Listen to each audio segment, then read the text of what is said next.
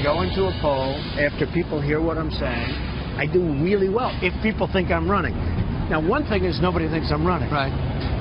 You think I'm running, right? Actually, I thought you were running last time, and I do believe that there's some announcements coming. My gut tells me there's an announcement coming in May and June that you're in. Okay, let's see what happens. Mitt Romney, he blew it. He choked. Something happened to him. That's an election that should have been won. You think you could have won it? I would have won it. And frankly, I'm disappointed because I would have done it and I would have won it. So that was our first a month before. Yeah, celebrity stroll, walking the streets. That was 18 months ago. 17 months ago, that's when he came down the escalator. You were an oracle. You called it. Yesterday, I was talking to one of our friends who works here who's way smarter than me, maybe smarter than you, and he's like, oh, I bet Brian Kilmeade. And I was like, who do you think understands America better, you or Brian Kilmeade? Right? And it turns out you did. Right. There you go. In a way, because this guy said this thing's been over for months. Yes. Really? How do you know that? I said every one of these states is within the margin of error. The pollsters are admitting to you they're not positive. Why can't it go in one direction? You turned out to be right, and really the only one. I mean, there are people in my neighborhood in Northwest D.C. who have no idea Donald Trump has got elected president. They're going to freak out when they wake up. Tucker, how did it happen? It happened because we didn't understand the country we preside over. And by we, not just the political class in D.C., but anybody with authority or money in the United States who just didn't understand the country and, by the way, didn't care to. That's the thing. People just had their preconceptions about the forces driving this election, about Trump's flaws and Hillary's strengths, and they just kind of went with that. And they never met anybody who disagreed. I mean, when you knew something bizarre was happening, was at 5:30 yesterday when the first round of exit polls came out, and it showed that he was outperforming, Trump was outperforming Mitt Romney and John McCain among African-American and Hispanic voters. And you're like, well, wait a second. The one thing we know if we watch television is Trump is a terrible racist and he's going to start a pogrom against Hispanics. Well, he's actually doing better than Mitt Romney did among Hispanic voters, so maybe we're missing this. But the first round of exit polls ultimately proved to be wrong. And this is much like what happened over in... But that part was right. That aspect of it was ultimately it looked like she was actually going to win early on, and that's what all the networks were feeling. By 11 o'clock last night, they were probably going to call it. But it's kind of like our Brexit moment. The polls were wrong. Yes. There were a couple of polls that got it right. Investors Business Daily was right. Rasmussen was right. The USC poll was right. LA Times. But the big polls were wrong. The Washington Post, NBC, Wall Street Journal, all wrong. But the contempt that the people analyzing this election had for anybody with an alternative point of view. I mean, it was like you were denying evolution or something, seriously, because their preconceptions were so strong they couldn't break out of them. But just like Brexit was not about Nigel Farage, as impressive as he is, this is not entirely about Donald Trump. This is a reaction against the people in charge. And look, if you're not in the elite media, if you're not on Wall Street, if you're not in the political class, look at the people who run the country. They sneer at you. They have contempt for you. There's nothing about you that they like. And you resent that after a while. This is a democracy. Like, the average person can vote, we just learned last night. Well, I'm going to add to that. Celebrities. Yeah. Every celebrity, whether they're performing with Hillary Clinton, they're going tweeting or campaigning for her, many of which foolishly said they're going to leave the country if he, in fact, wins. Celebrities, instead of being, you might like their album, but you kind of resent the fact that they're in your face telling you what to do, and that's what America did. They went back and said, you're a good actor, you can sing well, I like your music, but I'm not going to take your political advice. Yeah. I mean, there were a lot of people who were like, you know what, Lena Dunham's for this? I'm not. I'm actually not for this. They're all leaving the country, too, Tucker. Well, there's some upside to this. Let me just say, no, look, here's the point. You might finally lose share. This is a massive but I do think this is something that the Trump voters should think about. Every power center in American life is arrayed against Trump. It's there needs to be some kind of reconciliation to some extent, because there's nobody with a hand on the lever of power who was for this, and I'll be really interested to see the reaction this morning. It's not just the Democratic Party. It's not just Hillary. I don't know what you mean. What do you mean there's no one on the lever of power? I mean that everybody at the top levels of American business, in finance, in the arts, in academia, I just can't overstate it.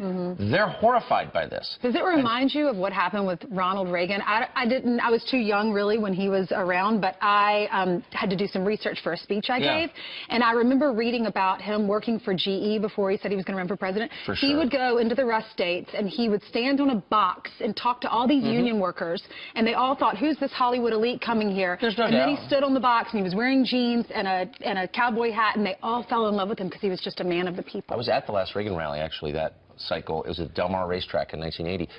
It's different in this sense. Reagan was a two-term governor of California, and you sort of knew what he thought, and, you know, the elites despised him and sneered at him and thought he was stupid, but in the end, he was a known quantity to some extent because he was a seasoned politician. Donald Trump is the only person in American history not to, you know, lead an army or serve in office before getting elected, and so it does put him in a separate category, and the fear of the unknown is part of this. I mean, part of it is just snobbery and stupidity, and I think that 95% of political analysts should quit and go sell insurance. I think most pollsters should, you know, be in the aluminum siding business, but I do think at the core of it, there is a legitimate worry about, well, what does come next? And I think Trump can fix that. Tucker, if the control room could put up the map that shows the counties in America that went for Trump. Right. From sea to shining sea, it is a sea of red. That's right. And Trump is red and Hillary is blue. There's just, it's like a heat map. It represents the anger all across the United States with Washington. Jessica Tarlov said, and crazy the way things red. are going. She said it is crazy red. Pretty much a total inversion of what that map would have looked like 50 years ago. I mean, the Democratic Party was historically the party of the cities and the farms, right? And now, of course, it's the party of really the suburbs and the coasts. And to some extent, the urban cores. But everything else is Republican. This is a real challenge. Last night in the exit polling, and I think this is true, 97% of people who voted for Hillary Clinton described Donald Trump as scary. And 94% of people who voted for Trump described Hillary as scary.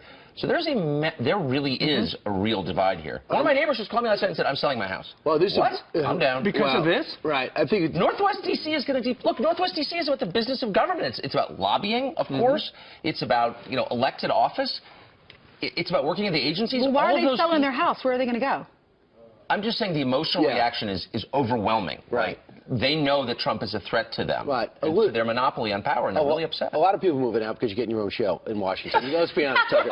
But the other thing I think is important, there's so much time to analyze. This is what you're going to hear throughout the day. If it wasn't for WikiLeaks, and if it wasn't for Comey, she wins. The other thing that could happen, which is going to be fascinating, since Donald Trump owes so few people so little, he will be free to do whatever the heck he wants to get done. And who knows, his first call might be the people he likes who are on the Democratic side, or people that work with him on the Republican side. And you might get this thing happening where things get actually done because he's not really dug into party politics. I think that's a really, really wise point. And to your first point, look, I hate to beat up on people who just lost, and I'm not going to beat up on Hillary. I'm just going to make the obvious point that this is a populist year. We knew that going in. And they nominated an elitist candidate. Doesn't mean she's an evil candidate, but she's certainly not a populist. And they did it because the elites in their party rigged the system. That's what parties exist to do, to rig systems. And they succeeded. The Republicans tried to rig the Republican system, nominating process, and they failed. And Donald Trump became the nominee. They didn't try to rig it. I think they left it really level, and that forced 17 people to think they actually thought that Jim Bush raised $125 million before it even started as a way of saying to everyone else, you'd be insane to jump in. But Reince didn't give him that money. No, that's true. Reince is going to be joining us 15 minutes from right now. By the way, in the last 1 minute's worth of soundbiting, we just received word that Hillary Clinton currently is leading with the popular vote. As you can see, she is slightly ahead. It's pretty much 47.6 to 47.6, but obviously in the Electoral College, she is at 218, he is at 274. Ultimately, if she wins the popular vote, you know, many on the left are going to say, look, she actually won. Well, but, just take a look at that. Everything is the opposite of what you expected. You expected Hillary to win. You expected Trump to contest the outcome and say it's not legitimate. But actually, it's very likely, certainly possible. She didn't go out last night and address her supporters. Is that bad? She didn't. Well, it's sad because clearly she couldn't face it, right? But it's also bad because you need symbolically, it's a ritual, and you need to go through closure. I lost. Look at me. I lost.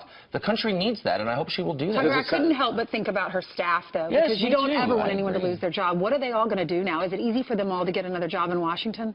You know, that's a great question. I mean, again, the business of Washington is influencing the tax code primarily, but basically influencing the working of government for the benefit of people, and we get rich doing it. And will that continue to the degree it has? Probably not. Lobbyists are weeping this morning. I'm not joking. But by the way, Ainsley, keep in mind, as President Obama told us 8 years ago, elections have consequences. Yeah. So there you go. Have to look at the rest This of one it. has big consequences. The consequence for you being on this couch is you have wound up, as Brian mentioned earlier, with a brand new show. It's going to start Monday night. It's called Tucker Carlson Tonight. What will we talk about? It's like, we'll be in D.C. I'll be the only person left in the city. Yeah, because you've always been at a loss for words, right? All right.